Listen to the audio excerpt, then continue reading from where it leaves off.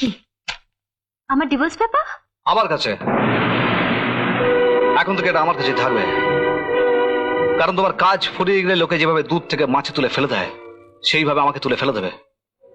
আজই তুমি নেপাল ঘোষের সাথে মার খাইয়ে এই ডিভোর্স পেপারে সই করে আমাকে টাকা না দিয়ে ধোঁকা দিয়ে তাড়াতে চেয়েছিলে। টাকা তো আমাকে তুমিও দিয়েছো। প্রথমে ভেরুয়া সেজে বাড়িতে ঢুকেছো, আর আজকে মাতালের অ্যাক্টিং করে। হ্যাঁ করেছি, কারণ আমি দেখতে চেয়েছিলাম যে বিপদে পড়লে তুমি কার কাছে সাহায্য চাও। কিন্তু একটা কথা মনে রাখো সুন্দরী, যেদিন এই নেপাল ঘোষ তোমার সর্বনাশ করতে চাইবে সেদিন কিন্তু তোমাকে এই বান্দাকেই ডাকতে হবে। এই জীবনেও নয়।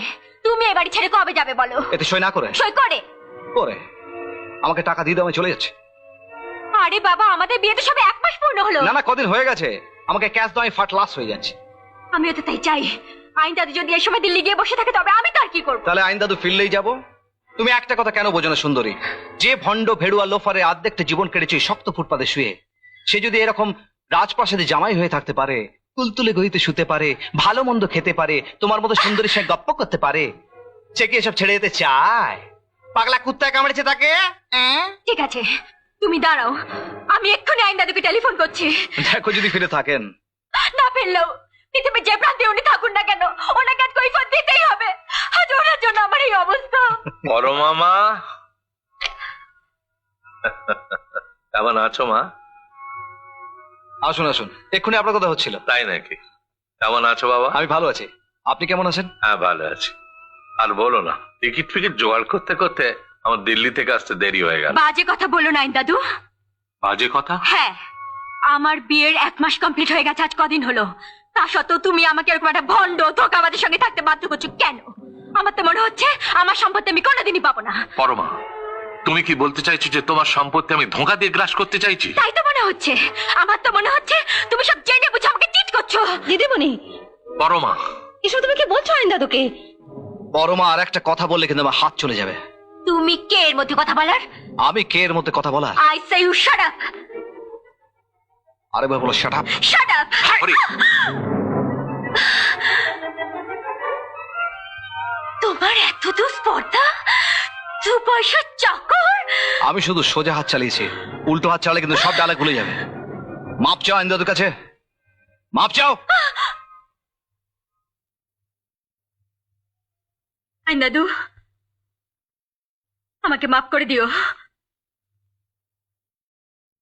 ছি ছি, এত বড় অপমান জীবনে আমার বোধহয় কেউ কোনোদিন করেনি। না আইন দাদু, ও তো আপনার নাতনির মতো, ও অন্যায় করেছে, মাপ তো চেয়েছে, আপনি ওকে ক্ষমা করে দিন। আর আমারও যে কি হলো, হাতটা হঠাৎ। না না বাবা, তুমি ঠিক করেছো। আমার নিজের ছেলে যা করতে পারতো না তুমি তাই করেছো। আর একটা কথা কি জানো, গত 22 বছর ধরে পরমার মা বাবা দাদু যা করাতে পারেনি তুমি তাই ওকে দিয়ে করিয়েছো, ওকে দিয়ে মাপ চাইয়েছো। আর আমার মনে হয় এটাই বোধহয় ওর সঠিক দাওয়াই। না আইন দাদু, শুধু ওর জন্য নয়, পৃথিবীর সব জেদি বাচাল অহংকারী ছেলে মেয়েদের জন্য এটাই হলো একমাত্র দাওয়াই। পরমা, এই যে তোমার সব গয়না গাঁটি আর এই ব্রিফকেসের মধ্যে 20 লাখ টাকা রয়েছে, আর ওই দলিল উইল এই সব রয়েছে। আর তোমার দাদুর উইল অনুসারে সম্পত্তির অর্ধেক আমি হরির নামে করে দিয়েছি। কেন? কেন? সম্পত্তি ভাগাভাগির সময় তোমার স্বামী যদি মারা না যায় বা তুমি ডিভোর্স যদি না করো, তাহলে তোমার দাদুর উইল অনুসারে সম্পত্তি অর্ধেক হরিরই পাবার কথা। Impossible. Impossible? Yes impossible. Will এটা ছিল না। ছিল। ছিল না। ছিল ছিল ছিল ছিল। আমি যখন তোমাকে উইলটা পড়তে দিয়েছিলাম, উইলের জেরক্স কপি, তুমি তার পুরোটা পড়লি, অর্ধেকটা পড়ে ছেড়ে ফেলে দিয়েছিলে। মনে আছে সে কথা? Here is the original will. ভালো করে মন দিয়ে পড়ো, বিশেষ করে শেষ 4টে লাইন ভালো করে পড়ো। আমি জীবিত থাকিলে Read out. আমার সমস্ত সম্পত্তির মালিক হইবেন শ্রীমতী পরমা চৌধুরী ও তার স্বামী সমান সমান ভাবে। এ হতে পারে না, আমি বিশ্বাস করি না। এসব তোমাদের ষড়যন্ত্র। আমি জানি আইন দাদু, আমার এই সম্পত্তির উপর তোমার অনেক দিনের লোভ। পরমা। তাই তুমি হরির মতো একটা ছোট লোকের সঙ্গে ষড়যন্ত্র করে আমাকে ঠকাতে চাইছো। পরমা, পরমা।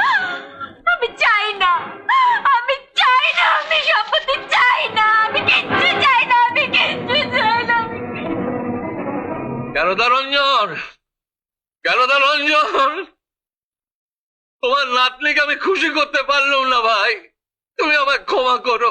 আমি চোর হয়ে গেলাম, আমি চোর হয়ে গেলাম, আমি চোর হয়ে গেলাম, আমি চোর হয়ে গেলাম, আমি চোর।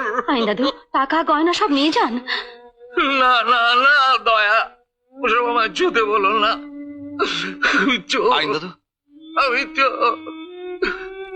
হরি, আমি হেরে গেলাম, আমি হেরে গেলাম।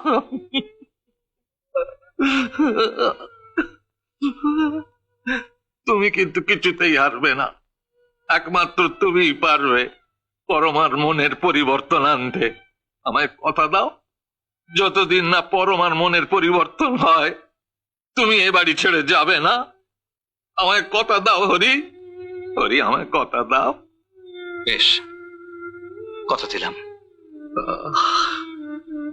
আমার আশীর্বাদ তোমার সঙ্গে রইল, ভগবান তোমার সহায় হন। হরি, আমি চোর হয়ে গেলাম হরি, আমি চোর, আমি চোর হয়ে গেলাম, আমি চোর হয়ে গেলাম, আমি চোর হয়ে গেলাম।